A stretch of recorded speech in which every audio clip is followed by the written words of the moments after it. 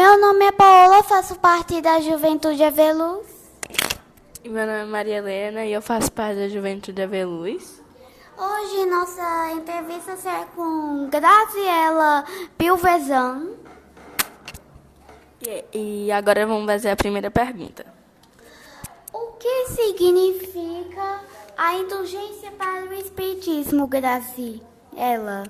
Olá, boa tarde a todos e todas. Que alegria estar aqui com vocês, Maria Helena, Paola. É muito bom poder falar um pouquinho sobre um tema que é a indulgência e que nós encontramos esse tema no capítulo 10 do Evangelho segundo o Espiritismo. Bem-aventurados os misericordiosos. Nós gostaríamos de dizer que a indulgência parece uma palavra um pouco difícil, comprida, e que a gente às vezes não sabe o que é. Mas indulgência, na verdade, é aquela vontade que nós temos de ser gentis, educados, que a gente possa agir com amor, carinho para com os outros, para que a gente possa também, como eu estou falando aqui para a juventude, para que a gente possa, às vezes, perceber que um amiguinho ou uma amiguinha está passando por uma situação difícil, e ao invés da gente julgar esse amiguinho, essa amiguinha, a gente vá ao encontro desse amiguinho, dessa amiguinha, no sentido de ajudar. Entender o que ele está passando, ajudá-lo, dizer uma palavra de carinho, acolher esse nosso amiguinho. Então, a indulgência é justamente esse agir com gentileza, com amor, com perdão muitas vezes, porque muitas vezes esses nossos amiguinhos acabam fazendo coisas que a gente não gosta, não é? Acontece isso, não é? Então, que a gente possa perdoar esses nossos amigos e amigas e agir dessa maneira. Então, de maneira muito simples, numa linguagem voltada para que vocês entendam, a indulgência é isso. É agir com amor, com carinho, respeitando o próximo, que é o nosso amiguinho, nossa amiguinha. A segunda pergunta é: qual a importância de praticarmos a indulgência com os outros? Bom, isso é muito importante. A indulgência é também um exercício, Você poder reagir de maneira agradável, educada, com amor e gentileza para com os outros, gera nos outros também esse retorno de amor, de alegria, de perdão. Portanto, quando a gente age com indulgência, a gente acaba contagiando as outras pessoas a agirem também com indulgência, mas tem muitas vezes que tem pessoas que acabam não retribuindo dessa maneira, mas a gente não faz por retribuição. Nós fazemos porque nós desejamos e nós queremos, e a gente já chegou no ponto de poder agir com indulgência. Isso quer dizer o quê?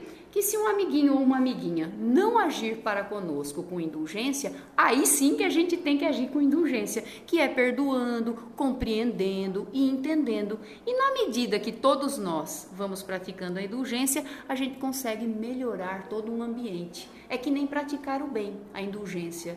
Se uma pessoa pratica o bem, contagia a outra, a outra, a outra. Quando a gente olha, tem muitas pessoas praticando o bem. Da mesma maneira, a indulgência. Bem, a terceira pergunta é essa aqui. Quais são as consequências com a prática constante da indulgência? Pois, como eu dizia na questão anterior, não é?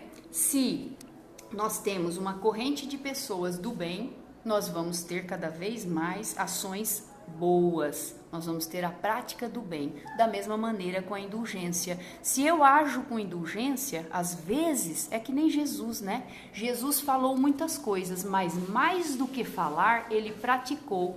Se a gente é aquele tipo de gente que pratica, que dá o exemplo, aí eu olho assim e falo, olha que legal, aquela pessoa está praticando a indulgência, está sendo gentil, está sendo afável, está perdoando, poxa, eu queria ser como ela. Então serve também como um espelho para as demais pessoas, principalmente na idade que vocês estão aprendendo as coisas. Então, na medida que você vai aprendendo as coisas, quando tem alguém que é um exemplo para você, um irmão mais velho, às vezes seu pai, sua mãe, uma tia, alguém, você fala, poxa, eu acho que eu queria agir dessa maneira.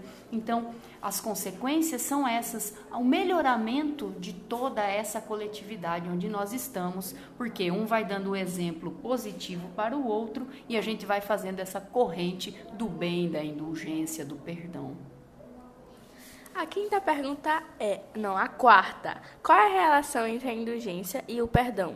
Maravilhosa essa pergunta que você me fez, Maria Helena. Qual seria essa relação entre a indulgência e o perdão? Na verdade, uma das práticas da indulgência é praticar o perdão. O perdão para com o nosso amigo, para a nossa amiga, aquela pessoa que não, de certa maneira, às vezes, nos fez algo que nós não gostamos. Então, que a gente tenha essa prática do perdão, isso significa que nós estamos praticando a indulgência. E praticar o perdão não só com a pessoa, que é a outra pessoa, mas também que a gente também pratique o perdão para conosco. Porque muitas vezes, não sei vocês, mas muitas vezes a gente faz uma coisa errada, não é verdade? E aí a gente fica pensando nessa coisa errada e tal.